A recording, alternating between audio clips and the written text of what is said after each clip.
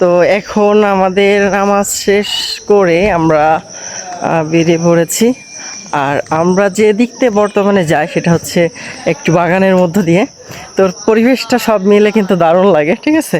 আর আমি এখনও পর্যন্ত চুল দাড়ি কিছুই সাইজ করি নাই, একবারে কুরবানি কমপ্লিট করে দেন বিকালে করবো। সো আসলে বলে না, যে যত কম জানে সে শত বেশি মানে, তো হয়তো বা এরকম হতে পারে, কম জানি বিধায় হয়তো বা কিছুটা মানার চেষ্টা করি, এছাড়া আর কিছু না।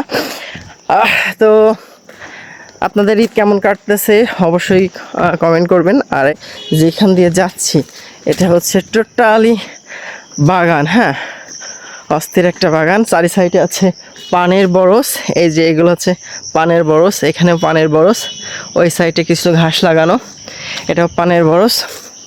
এ হচ্ছে এখানকার পরিবেশ। বাগানের মধ্যেও কিছু কিছু সময় খুব দারুণ লাগে, হ্যাঁ। তো এই হচ্ছে বর্তমানকার অবস্থা। তো আপনারা ঈদে কোথায় কি প্রোগ্রাম করবেন, কোথায় কি ঘুরবেন অবশ্যই বলবেন। আর যশোরে যারা আছেন তারা কোন জায়গায় বেশি ঘুরতে পছন্দ করেন বা পছন্দের জায়গা যেটা আছে অবশ্যই কমেন্ট করবেন। ইনশাল্লাহ ফ্রি হয়ে আমরা ঘোরার চেষ্টা করব। তো ঠিক আছে, সবাই ভালো থাকেন এবং সবাইকে জানাই আবারও ঈদ মোবারক।